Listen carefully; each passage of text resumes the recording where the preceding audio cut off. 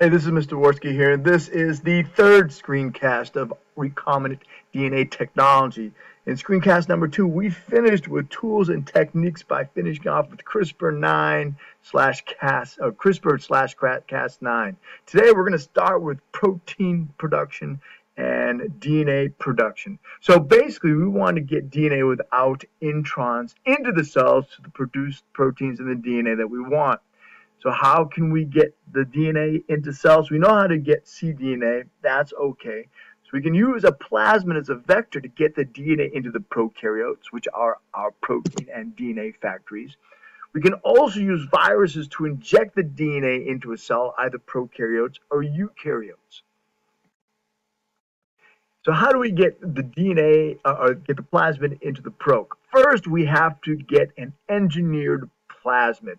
Now, the engineered plasmid has recognition or restriction sites that we want, and it also has a gene for antibiotic resistance.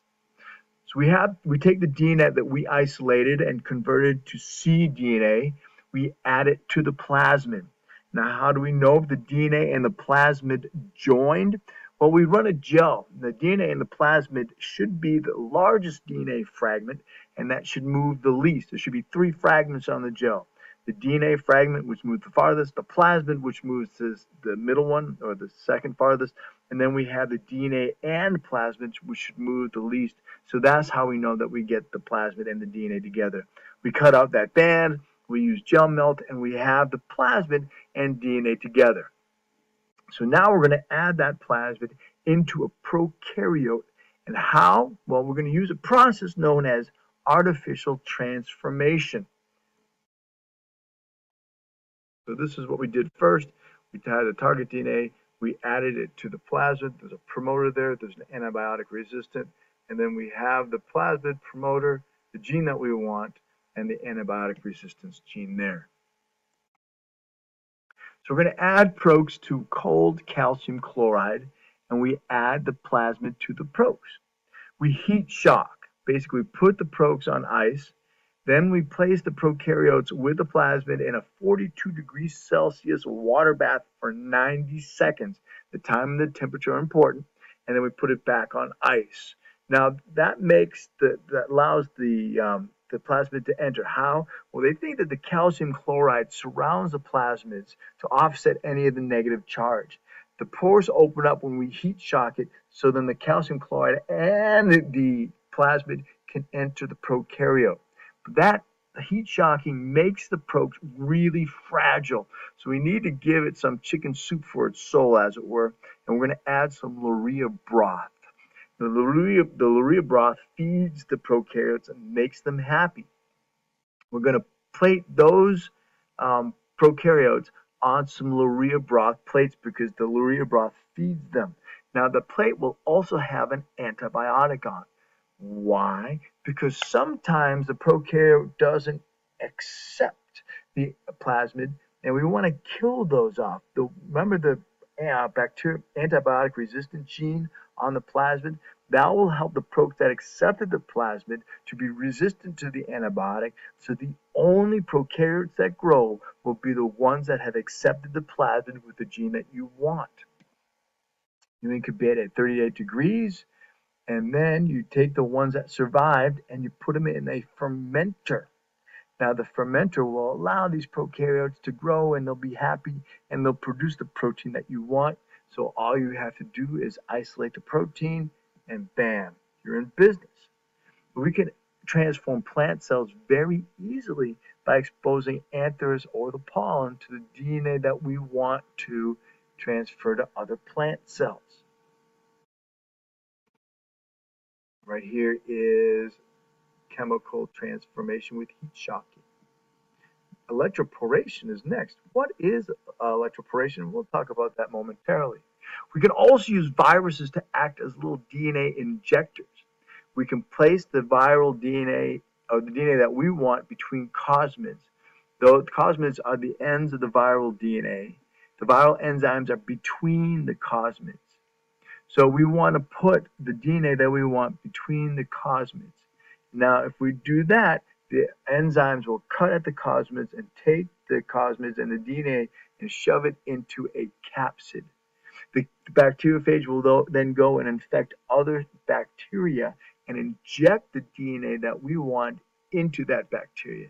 The DNA will incorporate, hopefully after dodging the two defense systems that we've just learned about, and then the prokaryote will produce the protein that we want. Not as effective, but we still use some of this for animals.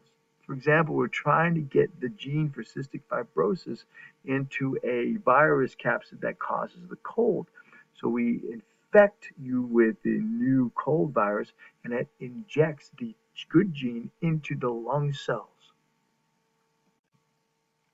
Electroporation, we can zap the cells with a small electric current, pores open up, and the DNA molecule slips in.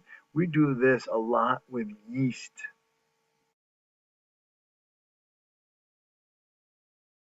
So we produce a protein.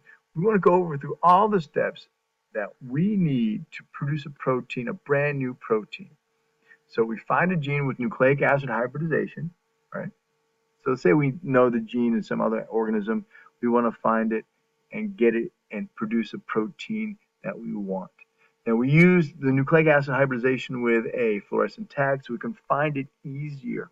We cut the gene out with restriction enzymes. We separate the DNA with electrophoresis. We cut out the band that we want and use gel melt. We convert the gDNA to cDNA with RNA polymerase and reverse transcriptase. We separate the DNA with electrophoresis again. We cut out the band that we want, use gel melt. We will amplify the DNA with PCR. Of course, you're going to have to explain every tool and technique as we talk about it. We run a gel to get the DNA of uniform size, cut out the band that we want, use gel melt. We obtain an engineered plasmid that has a recognition site that we want and an ampicillin-resistant gene. We cut the plasmid with the same restriction enzyme and add our DNA from PCR to the new plasmid. So we have a brand new plasmid with the DNA that we want. Of course, we have to run a gel and get the plasmid with our DNA. That's the very last band, the slowest band. We cut that out, use gel melt again. We transform bacteria through heat shock. We will take that bacteria and place it on an ampicillin lurea broth plate and incubate. The ones that survived were the ones that were actually transformed, and we will ferment, put those bacteria in a fermenter so that we can produce the protein that we want. Now we could sequence the gene if we want to. We could do that by PCR. So why? What are the uses of all of this DNA technology? Well, the Human Genome Project is trying to map out the genes on the chromosomes. What genes are located where? And we're trying to sequence the DNA for the whole genome. So we have the code, but we don't know what the code means yet, but that's okay.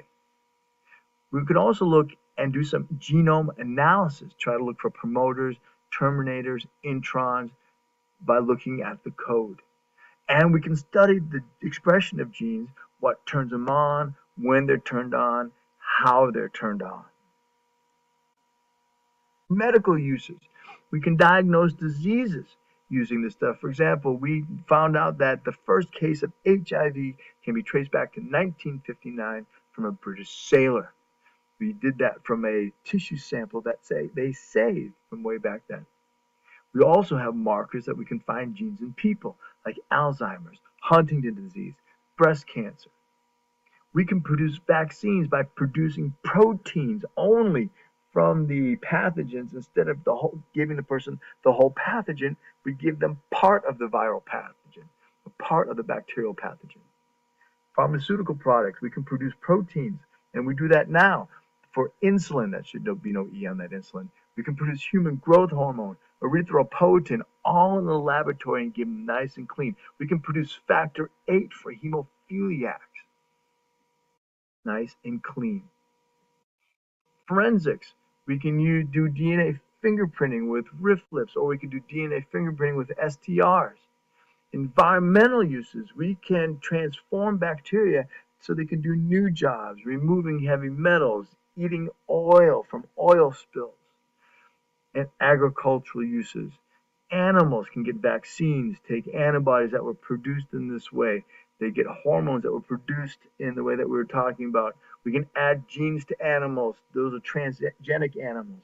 We have inserted the pea glow gene into rabbits so they now glow in the dark. We've inserted the silk from arachnids into cows so they can produce silk along with their milk, silk and milk. Plants. We can add genes to plants to fight insects and be resistant to herbicides. We can add genes to plants so they can get added nutrition. For example, golden rice, where we added the vitamin A gene from daffodils to the rice, giving that nice golden color. Right? We can also increase the ability of plants to get nutrients. Now, when we add genes to plants, we call them genetically modified organisms. They're the ones that there's so much controversy about that we can talk about in class if you'd like.